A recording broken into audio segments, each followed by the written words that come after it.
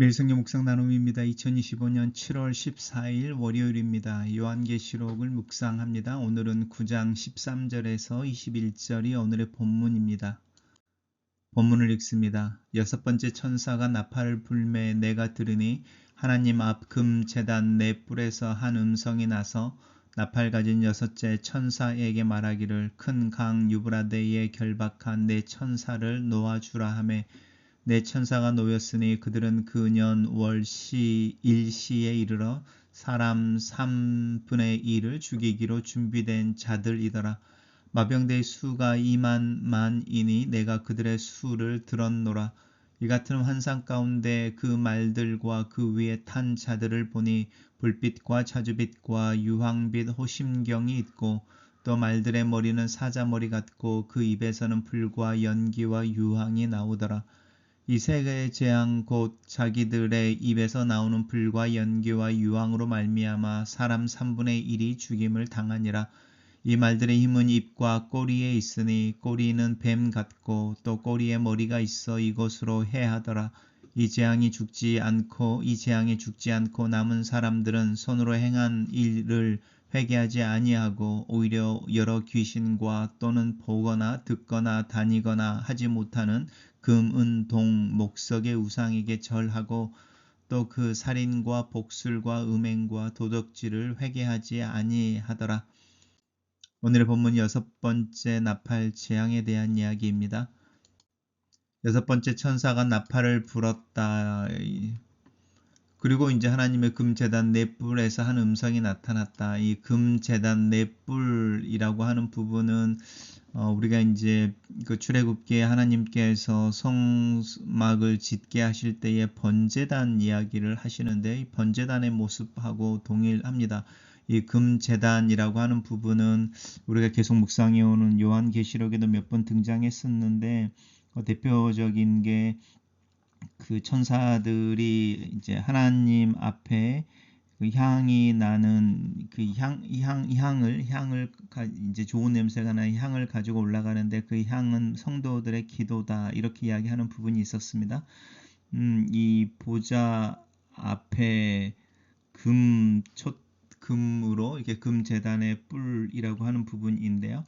이 부분이 이제 번제단처럼 묘사가 되어져 있고 또 하나님의 임재, 하나님의 보좌와 연관이 있어서 특별히 이 금제단에 이제 하나님이 흠양하시는 성도들의 기도가 올라가는 그 장면과 연관해서 이제 이 금제단이 나오는데 그 네 뿔은 귀퉁이에 있는 네 개의 뿔을 의미합니다. 이것은 힘과 능력, 우리가 이제 뿔 이야기하면은 권세, 또 통치하는 어떤 힘 이런 것들을 의미하는데요. 거기서 한 음성이 나니까 이건 아마 하나님의 음성이거나 또 하나님의 보좌 앞에 앉아 있었던 어린 양 중의 음성이겠죠.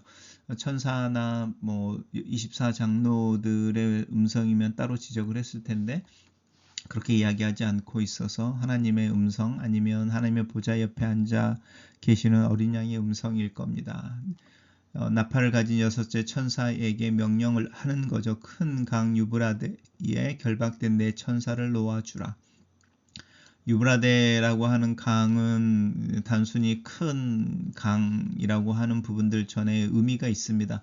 유브라데라고 하는 강은 북쪽에서 이스라엘을 공격하고 이스라엘을 정복하기 위해서 오는 민족들이 반드시 건너야 하는 강인 거죠. 그래서 구약에서 유브라데 강은 이스라엘과 이스라엘의 어떤 핵심이 되는 적들 사이의 경계를 의미합니다. 이게 이제 이스라엘에게는 북쪽에 있는 강이겠죠. 우리가 지금 요한계시록이 로마 제국의 당시에 쓰여졌을 때의 유브라데 강은 로마의 이제 동쪽에 있는 강으로서 이제 그 뒤에 어떤 일들이 있는지 지난번에 잠깐 말씀드린 것처럼 파르니아라고 하는 제국이 있었고 그 제국이 유브라데 강을 건너서 로마를 이제 침공해 올 거다라는 루머가 팽배해져 있었고 네로가 사실은 자살하지 않고 도망쳐서 파르디아에 이렇게 머물고 있고 파르디아를 움직여서 로마를 정복하려고 한다라는 그런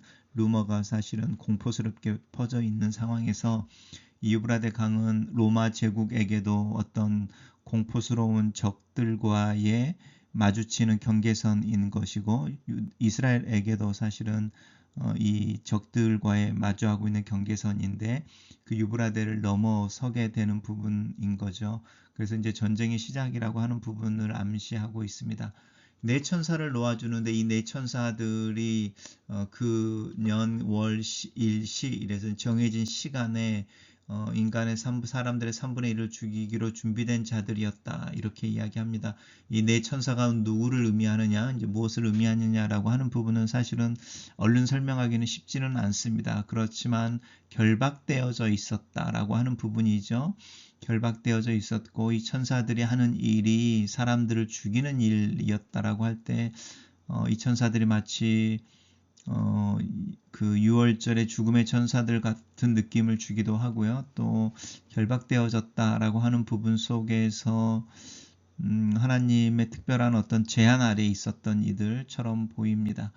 마병대수로 이야기하는데 이 마병대수라고 하는 부분은 이 천사들이 놓였을 때에 이 천사들이 이제 이 죽음의 천사들로서 사람들의 3분의 1을 죽이려고 이렇게 죽이기 위해서 오는 어떤 천사들의 어떤 기세라든지 또 그 파워의 힘이라고 하는 부분입니다. 그 부분이 마병대로 번역이 되고 마병대로 묘사가 되고 있는데 우리로 하면 요즘은 기병대이죠.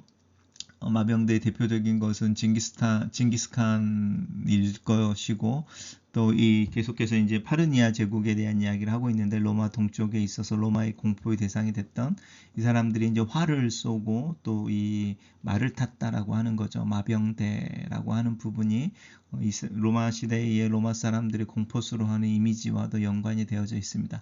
2만만이다라고 하는 부분은 사실은 2 곱하기 만 곱하기 만을 의미하니까 한 2억 정도 된다라는데요. 이 만만으로 가는 부분은 단순히 문자적인 숫자를 의미하지 않습니다. 14만 4천이라고 하는 부분이 문자적으로 14만 4천을 이야기하지 않는 거 우리가 살펴봤었는데요. 허다한 헤아릴 수 없는 구원받은 사람들의 숫자 이렇게 이야기할 때 만 14만 4천이 문자적인 의미가 아닌 것처럼 마병대 수가 2만만 있어 2만만 이야기할 때는 이제 헤아릴 수 없는 엄청난 숫자의 마병대 이야기를 이렇게 그렇게 이해를 하시는 게 더 맞을 것 같습니다. 이 같은 환상 가운데 그들의 말들과 그 위에 탄 자들을 보니 그들의 이제 가슴을 보호하는 갑옷을 입었는데 그 갑옷이 불빛, 자줏빛, 유황빛이었다. 그리고 말들의 머리는 사자머리 같고 그들의 입에서 결국은 이제 이 불, 연기, 유황이라고 하는 모습 이제 그런 것이 나오죠. 이것이 이제 말 위에 탄 자들의 가슴의 갑옷 하고 이제 동일하게 연결되어져 있습니다. 이 세 재앙이라고 하는 게 이제 불, 연기, 유황이고 이것에 근거해서 사람의 3분의 1이 죽임을 당했다. 그리고 이제 이 말들의 힘은 입과 꼬리에 있었다 이야기하면서요. 이제 입과 꼬리에 있었다는 것은 입으로 사람들을 죽이고 꼬리로 사람들을 죽였다라고 하는 부분이고요. 특별히 이제 꼬리에 대한 설명이 있는데 꼬리가 이제 이 뱀 같았다 전갈처럼 이제 무는 것이죠. 그리고 또 그 꼬리에 머리가 있어서 이것으로 해했다라고 하는 부분이고요.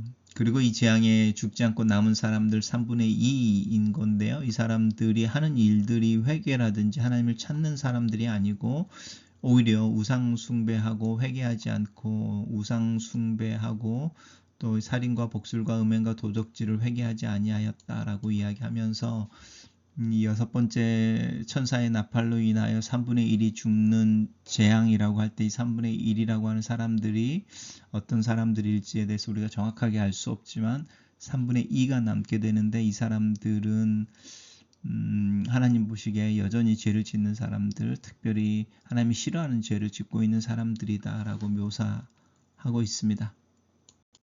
단락을 요약해 보겠습니다. 6번째 천사가 나팔을 불 때 유브라데 강가에 묶여있던 네 천사가 노임을 받고 이 천사가 풀려나자 이 세상은 수억의 마병대의 습격을 받게 된다. 이렇게 정리해 봤습니다.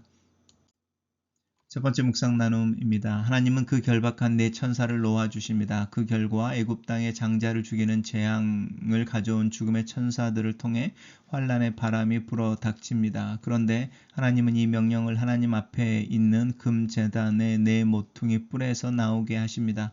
금제단의 네 뿔은 예수 그리스도의 속죄 제사를 연상하게 하며 기도의 권세를 나타냅니다. 즉 하나님의 성도들의 기도를 들으시고 악의 세력을 물리칠 수 있도록 사방에서 죽음의 사자들을 풀어놓아 그 대적들을 정복하신다는 것을 보여줍니다. 하나님 앞에서 우리에게 어려운 일이 또 억울한 일이 있습니까? 죽음의 목을 쥐고 있는 것 같은 사탄의 권세조차 풀었다 묶었다 하시는 하나님의 능력을 신뢰함으로 하나님 앞에 믿음으로 하루를 살아갑시다.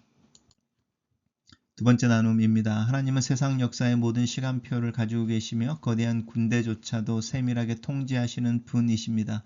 우연히 일어나는 일은 없습니다. 모든 것이 철저하게 하나님의 통제권 안에서 일어나고 있습니다. 이 모든 일의 시기 또한 하나님이 주관하십니다. 우리가 도저히 이해할 수 없는 시간에 이해할 수 없는 사건이 일어날지라도 두려워하거나 조급히 해결하려 하지 말고 잠잠히 하나님의 일하심을 기다리고 또 하나님의 때를 기다립시다. 세 번째 묵상 나눔입니다. 여섯 번째 천사가 나팔을 불자 풀려난 네 천사의 수하에 있던 2억여 명의 마병들이 일제히 사람들을 죽이고 괴롭히며 해칩니다. 사탄은 뱀과 같은 꼬리에 머리를 달고 교활하게 유혹하며 오로지 사람을 죽음과 멸망에 빠뜨리기 위해 활동합니다. 사람을 속이고 마음에 깊은 상처를 입히려고 오늘도 바쁘게 움직이는 사탄의 교묘한 수책과 지혜에 괴한한 호기심을 갖다가 죄에 빠지는 오류를 범하지 맙시다. 우리는 오직 하나님의 말씀을 붙들고 믿음으로 그 말씀을 의지하여 살아갑시다.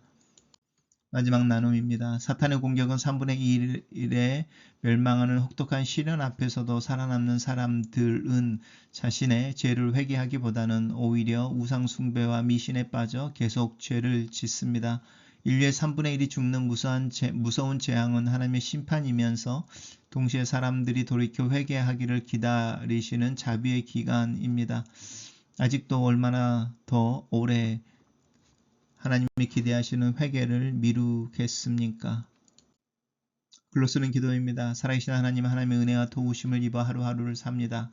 내 마음의 완악함과 믿음 없음을 인정합니다. 하나님의 사랑의 징계 앞에서도 여전히 죄를 짓거나 완악한 마음을 품지 않기를 겸손을 위한 기도를 하나님께 드립니다. 내 안에 정직한 영을 창조하시고 하나님의 음성을 듣게 하시며 그 마음을 알아차리는 영적인 분별과 민감한 영을 주셔서 하나님 앞에서 겸손한 하루를 살게 도와주시옵소서. 세상의 소리가 아니라 하나님과 그 말씀에 귀를 기울이며 그 지혜를 따라 살도록 나를 도와주시옵소서. 예수님 이름으로 기도합니다.